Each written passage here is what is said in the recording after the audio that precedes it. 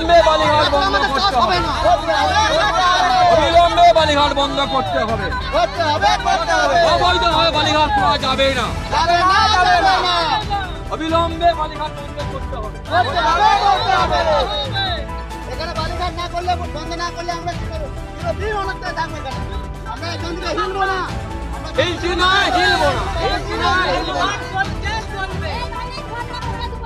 2 বছর থেকে ওরা ওখানকার বালি তুলে তুলে খাচ্ছে। আমরা মিডিয়া থেকে জানিয়েছি, প্রশাসনকে জানিয়েছি, ডিএমকে জানিয়েছি, সব জায়গাতে আমরা কাগজ দিয়েছি। কোনো নাই খো, ওরা কোনো সিদ্ধান্তই নিচ্ছে না। এরপরে আমাদের জমি অত জমি আছে, চাষিরা সব আপনার আন্দোলন করলো, বললো যে আমরা ওখানটা বন্ধ করাবো, আমাদের চাষ হচ্ছে না।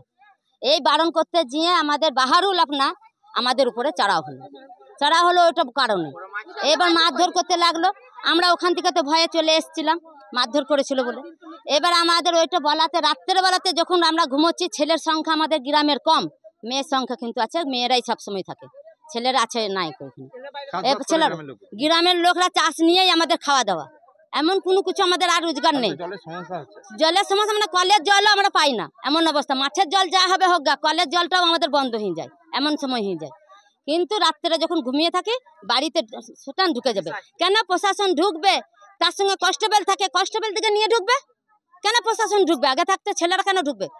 হ্যাঁ, মহিলারা ঢুকে না, শুধু ঢুকেছিল। মিরাজুল বাবু যাবে আর দিয়ে ওইরকম করবে, না হবে তো রাস্তার মধ্যে আপনার গালাগালি করবে, ঘর খুলে বলে মুখ খারাপ করে গালাগালি করবে। এই স্বভাবটা কি? ও কি ভদ্রতা নাই?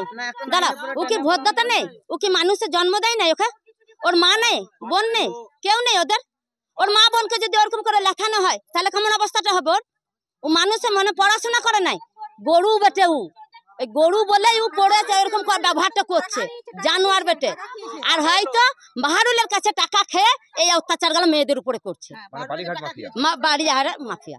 আর যত মাফিয়া দেখতে পেলেন তো উপরে দাঁড়িয়ে আছে, দেখছে ওরা আইলেই আমরা চড়াও করবো। লোক খায়, গরিব মানুষ আমাদের এখানে কেউ বড় লোক নাই, আমাদের সব চাষি। এইভাবে এরকম খাল হয়ে গেছে, ধরো এবারে ধরো এইখানে কেন বালি লিছে, অন্য জায়গায় বালি লেখ, বুঝলে? তুমি একটু বলো যে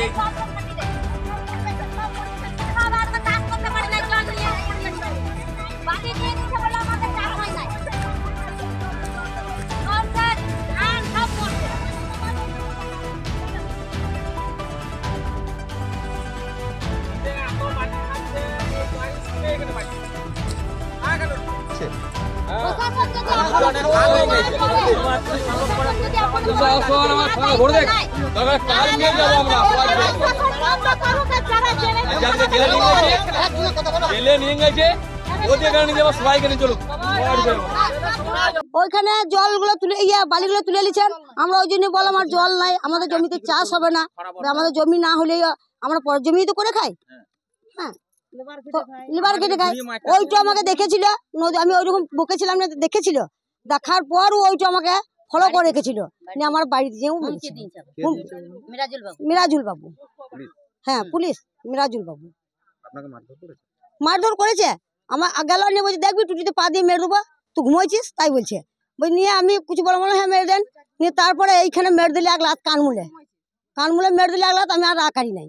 এবার ঘরের ভিতরে আমার লাদনি ছিল 2টা, আর বৌমা ছিল।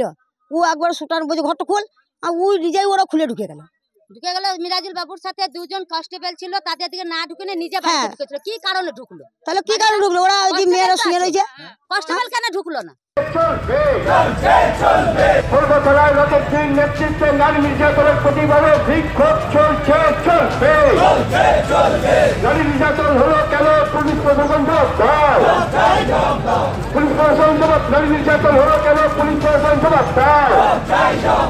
পুলিশ মন্ত্রী হয় মুখ্যমন্ত্রী হয় মুখ্যমন্ত্রী মমতা ব্যানার্জি হয়। যারা খুন হলো কেন? পুলিশ প্রশাসন জবাব দাও। যারা খুন হলো কেন? পুলিশ প্রশাসন জবাব